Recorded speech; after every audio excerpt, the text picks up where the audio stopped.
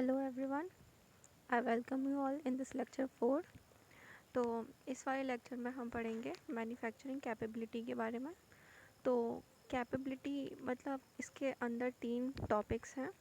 पहला है technological processing capability, second है physical size and weight of product, और थर्ड है प्रोडक्शन कैपेसिटी।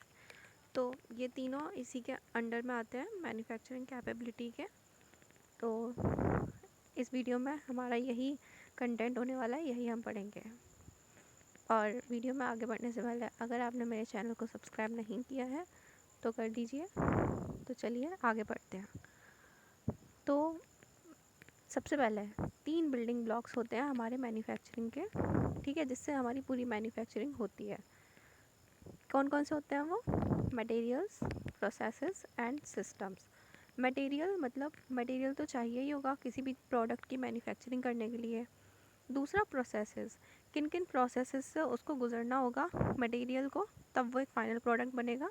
तीसरा सिस्टम, सिस्टम में हमारे लेबर, वर्कफोर्स, मशीनरी, ये सारी चीज़ें आ जाती हैं जिनके बिना भी हमारी मैन्युफैक्चरिंग अधूरी है।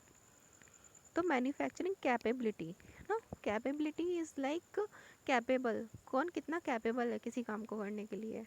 ऐसे ही हमारे लिए हम कितने कैपेबल हैं कि हम कितने काम कर सकते हैं। हर इंसान मतलब ज़रूरी नहीं है ना हम सारे काम कर सकें, हमारी भी कुछ कैपेबिलिटीज़ हैं जिसके बियॉन्ड हम काम नहीं कर सकते।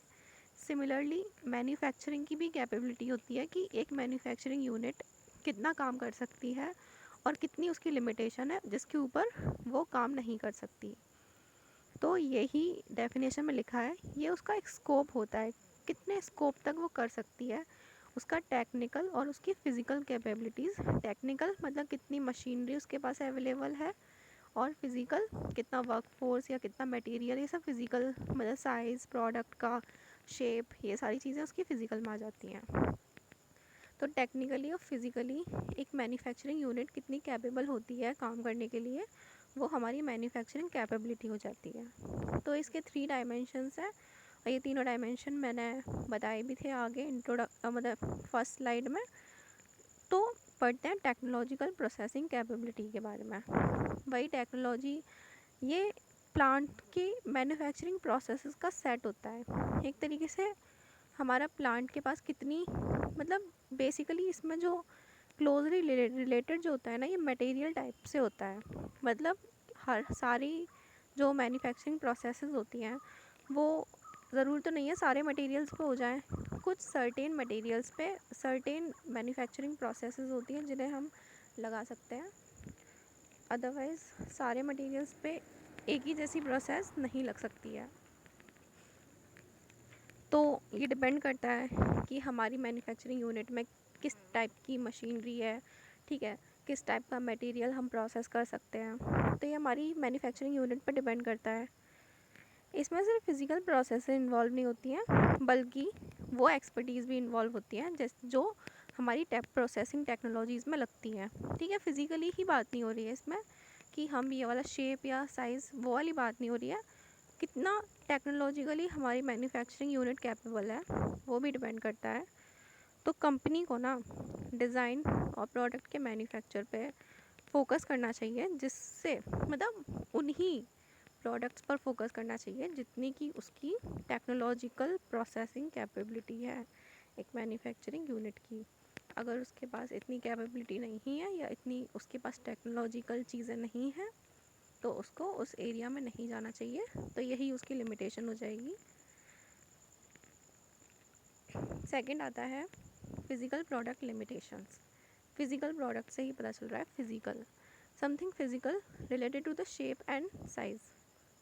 तो एक प्लांट होता है, उसकी जो जो भी प्रोसेसेस हैं वो लिमिटेड होती हैं एक पर्टिकुलर साइज़ और एक पर्टिकुलर वेट के लिए। ठीक है, अब हर प्लांट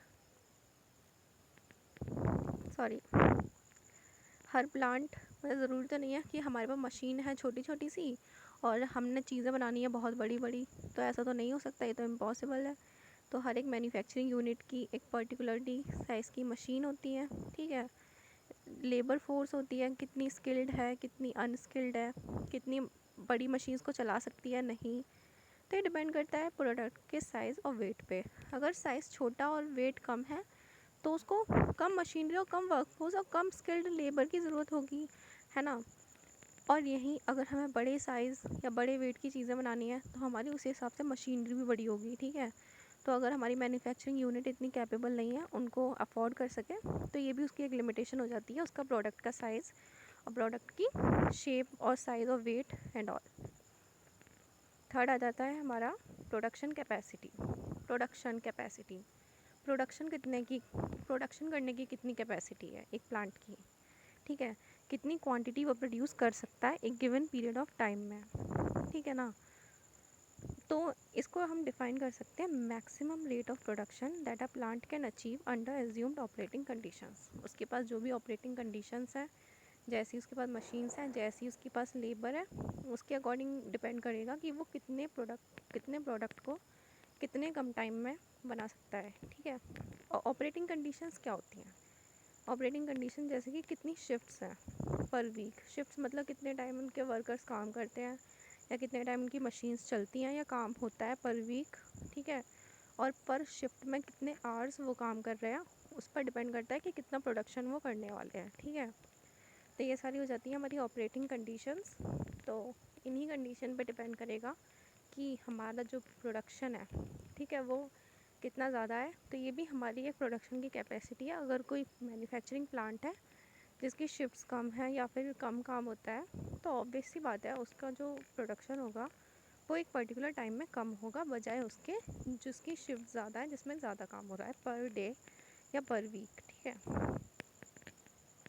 तो आई होप आपको सब कुछ क्लियर हुआ होगा इस वीडियो में। I try my best. तो चैनल को सब्सक्राइब करना, लाइक करना, शेयर करना मत भूलना। मिलते हैं नेक्स्ट वीडियो में, इसी के आगे हम बढ़ेंगे। तब तक के लिए बाय बाय।